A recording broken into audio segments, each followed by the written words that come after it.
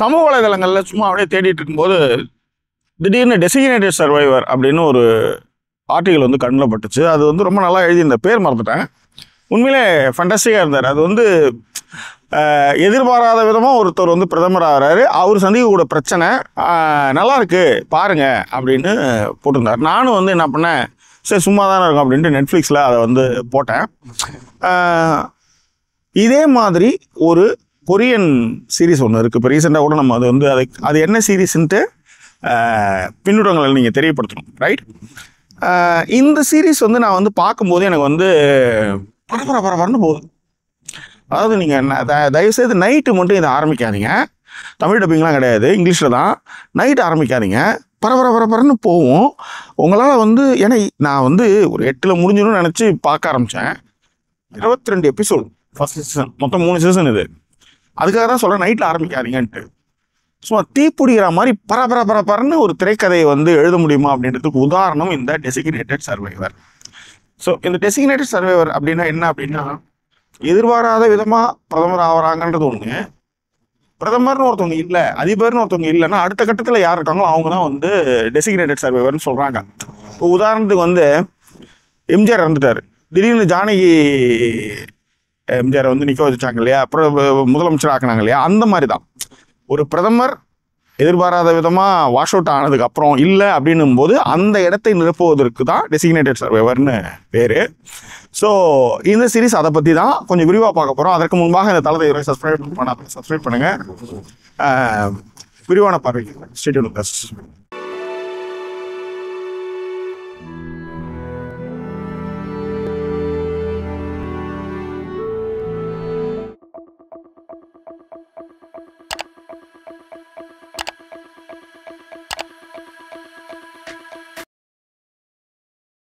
Designated survivor யூஎஸில் ஒரு பெரிய பார்லிமெண்ட் பில்டிங் இருக்குங்கள, ஃபர்ஸ்ட் எபிசோட்லேயே வந்து அது நம்மால்னு வெடிச்சிடும். நம்ம ஆளுங்களுக்கு தான் வந்து எல்லாத்தையும் உடச்சி தள்ளுவானுங்கள்ல. யூஎஸில் இருக்கிற எல்லா பில்டிங்கும் உடைப்பானுங்க, பாலத்தோடு பானுங்க, உலகம் அழியுதுன்னு வானுங்க. அவனுடைய கற்பனையே பியாண்ட் லிமிட்டில் இருக்கும். அந்த மாதிரி வந்து அந்த பார்லிமெண்ட் பில்டிங்கை வந்து காலி பண்ணிடுறானுங்க. அது உள்ளார்ந்த எல்லாருமே காலி. இது அந்த பார்லிமெண்ட் பில்டிங் உள்ளார்ந்த பிரசிடென்ட்லேருந்து அமைச்சர்கள்லேருந்து எல்லாருமே காலி. ஒரே ஒருத்தர் மட்டும்தான் வந்து வேற ஒரு இடத்துல இருக்கிறார். அவர் தான் வந்து நம்ம படத்துடைய, அதாவது இந்த சீரீஸோடைய ஹீரோ, கஃபேர் சதர்லேண்ட். அவர் தான் வந்து கிரிக்மேன். அவர் வந்து என்னென்னா, அதிபருக்கும் அமெரிக்க அதிபருக்கும் இவருக்கும் வந்து ஒரு சின்ன விஷயம், இவர் வந்து கொஞ்சம் டிகிரேட் பண்ணுற மாதிரி வேற ஒரு துறைக்கு மாத்திரதான் இருக்கிறார். வெளிநாட்டு ஃபாரின் கொலாபரேஷன்ஸ்க்கெலாம் இவரை போய் பேச வைக்கிறதுக்கான விஷயத்த இவர் கொடுக்குறாரு. அந்த மாதிரி ஒரு சிச்சுவேஷனில் இவருடைய அமைச்சர் பதவி பிடிங்கிட்டு அந்த மாதிரி ஒரு இடத்த கொடுக்கறதுக்கான ஒரு சிச்சுவேஷன். அந்த நேரத்தில் பார்த்தா அதிபர் காலி. அந்த நேரத்தில் நம்ம காங்கிரஸில் இருந்து, இவங்க கட்சியில் இருந்த ஒரே ஆள் இவர் தான் உயிரோடு இருக்காருன்னு போது இவரை வந்து டவால்னு அமெரிக்க அதிபராக பிரசிடெண்ட்டாக மாற்றிடுறாங்க. அதன் பிறகு அவர் சந்திக்கக்கூடிய பிரச்சனை, அதுவும் இல்லாத ஒரு 10 நிமிஷம் கூட மதிக்க மாட்டானுங்க. நீ ஏன் வந்து ஒரு சாதாரண ஒரு அமைச்சர், உன்னை திடீர்னு அவன் செத்துட்டான்றதுக்காக உன்னை வந்து அமைச்சராக இது இப்போ அதிபராகி கூப்பிட்டாங்க, நீங்களாம் அவ்வளோ பெரிய ஆளுமையரா அப்படின்ற மாதிரி இவனுக்கு வந்து அவரை ட்ரீட் பண்ணுறதே வந்து ரொம்ப கேவலமாக ட்ரீட் பண்ணுவாங்க. அப்படி அப்படி நினச்சவன்களை அவர் எப்படி வந்து தன்னை வந்து மதிக்க வைக்கிறாரு, அவர் என்ன மாதிரி பிரச்சனை எல்லாம் சந்திச்சாரு, அவர் யாரெல்லாம் வந்து முதல்ல குத்துனாங்க, கூடயே இருந்த குழிப்பிடிச்ச ஆளுங்களாம் யாரு அப்படின்றத ரொம்ப சுவாரஸ்யமாக முதல் சீசனில் 22 எபிசோடில் இதை சொல்கிறாங்க. இங்கிலீஷில் இருக்குது. சீன்லாம் பெரிய சீன்லாம் கிடையாது, குடும்பத்தோட உட்காந்து பார்க்கலாம். இதுதான் மேட்ரு. இப்போ நம்ம வந்து ஆர்டிஸ்டோடைய பர்ஃபார்மன்ஸை பார்க்கலாம். டெசிக்னேட்டட் சர்வைவராக வந்து டாம் கிரிக்மேன் கேரக்டர் வந்து கஃபேர் சதர்லேண்ட் அவர் தான் பண்ணியிருக்காரு. உண்மையிலே ஒரு அமெரிக்க அதிபர், ஒரு பதட்டமான ஒரு ஆள். அவர் திடீர்னு ஒரு பெரிய பொறுப்பு கொடுக்கும்போது அவர் என்னெல்லாம் பண்ணுவார், அவங்க ஃபேமிலியில் எதிர்பாராத சம்பவங்கள், அவங்க ஒய்ஃப் அதை வந்து எப்படி எதிர்கொள்கிறாங்க, அந்த ஃபேமிலி எப்படி எதிர்கொள்ளுது, நாடு எப்படி எதிர்கொள்ளுது, அரசாங்க ராஜ்ய உறவுகளை வந்து அவர் என்ன மாதிரி வந்து சமாளிக்கிறாரு. எல்லாத்தோட ரொம்ப கொடுமை, ஒன்றுக்கு இருக்கிறது கூட நேரம் இல்லாமல் ஓடிட்டுருக்காங்க அந்த ஆள். நம்ம நினைக்கிறோம் அதிபர் போயிட்டு ஏர்ஃபோர்ஸ் ஒன்றில் வந்து போயிட்டுருக்காரு அப்படின்ட்டு. ஒன்றுக்கு இருக்கிறது கூட நேரம் கிடையாது. பொண்டாட்டி கிஸ் பண்ண கூட முடியாது, அதுக்குள்ளே வேணா ஒருத்தன் வந்துடுறான், வாங்க இந்த மாதிரி ஒரு பிரச்சனை, வாங்க அங்கே மாதிரி ஒரு பிரச்சனை அப்படின்ட்டு. அதாவது இவனுங்க சாதாரணமாகவே உலகத்தில் நாங்கள் தான் ரொம்ப ரொம்ப பெரிய ஆளுன்ற மாதிரி படம் எடுப்பாங்க, கதைலாம் எழுதுவாங்க.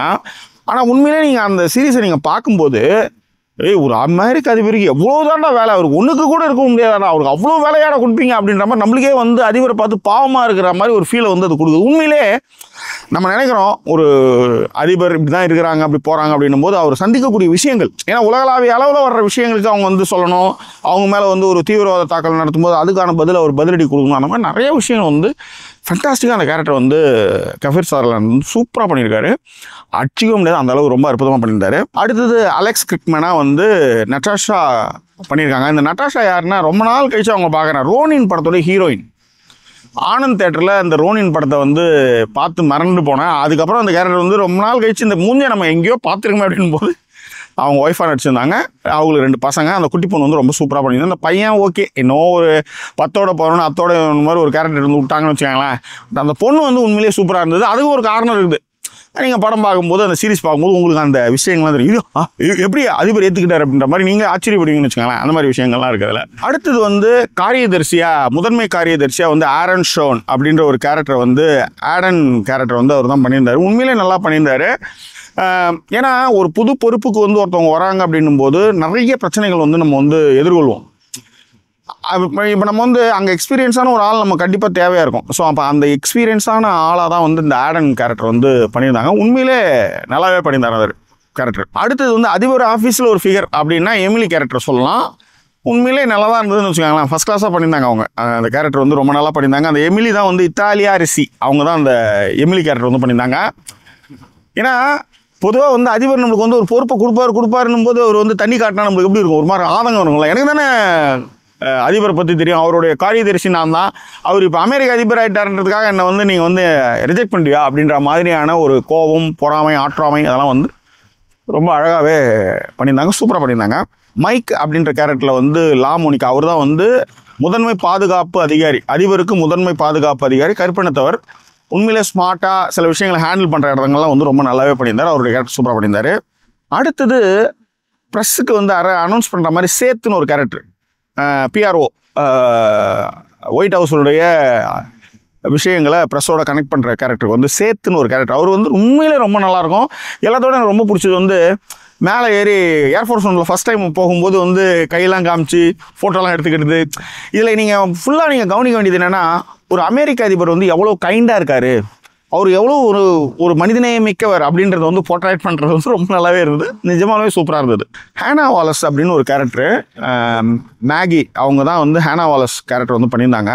ஃபண்டாஸ்டிக். ஏன்னா இந்த கான்ஸ்பிரசியை வந்து மோப்பம் பிடிச்சிக்கிட்டே போய் அதை உடைக்கிறதுக்கான வேலையை வந்து ரொம்ப அற்புதமாக வந்து பண்ணியிருந்தாங்க. ஃபண்டாஸ்டிக்கான ஒரு பிளே, உண்மையிலே நல்லா இருந்தது. சக் அப்படின்ற ஒரு கேரக்டர், ஹேனாவுக்கு வந்து ஹெல்ப்பாக வந்து சக்னு ஒரு கேரக்டர், அவரும் வந்து சூப்பராக பண்ணியிருந்தார்.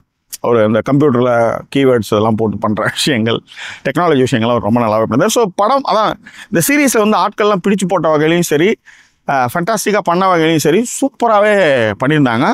கதாபாத்திரங்கள் வந்து 22 எபிசோடுக்கும் வந்து அற்புதமாக பண்ணியிருந்தாங்க. இந்த வெப் சீரிஸை தாங்கி நிறுத்துறது யாருன்னு பார்த்தீங்கன்னா கைஃபர் சதர்லாண்ட் தான். உண்மையிலே மனுஷன் வந்து பின்னி இருக்கிறாப்புல. எல்லாத்தோட எனக்கு ரொம்ப பிடிச்சிருந்தது வந்து மதிக்க மாட்டானுங்க.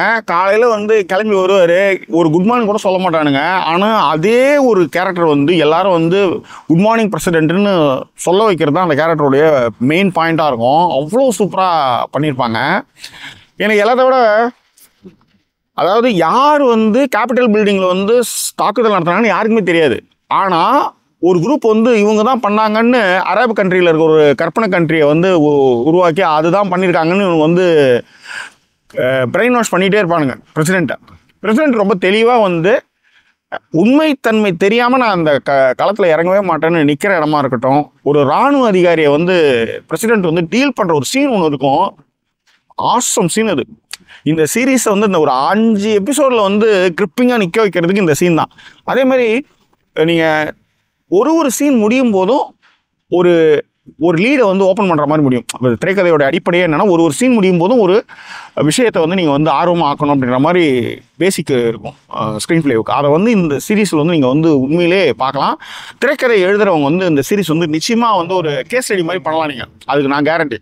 அந்தளவுக்கு வந்து ஃபண்டாஸ்டிக்கான சீன்ஸ் வந்து ரொம்ப நல்லாவே இருந்தது.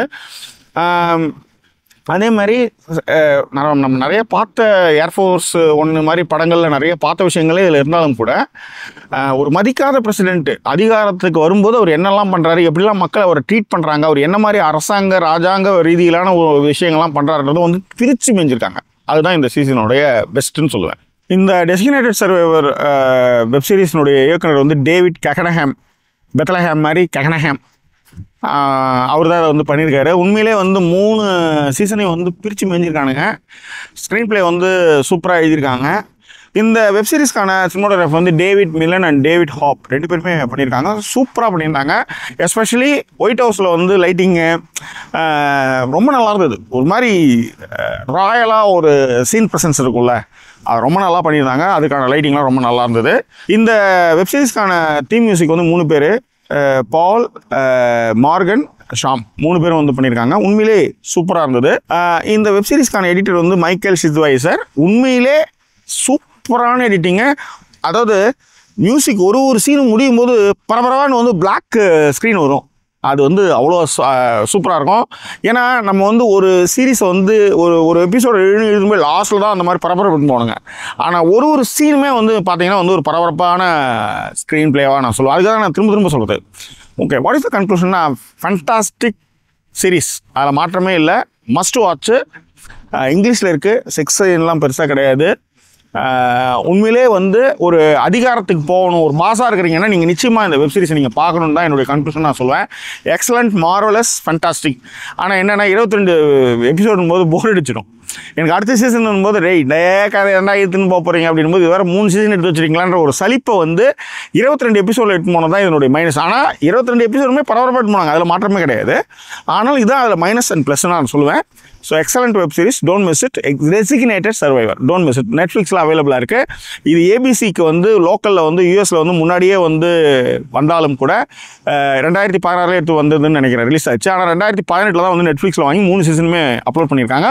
பார்த்து என்ஜாய் பண்ணுங்கள். இது குறித்தான உங்கள் கருத்துக்களை பின்னங்களை தெரியப்படுத்துங்க. மீண்டும் வேறொரு எபிசோட உங்களை நான் சந்திக்கிறேன். அது நன்றி, உங்கள் ஜாக்கி சேகர். நன்றி, வணக்கம்.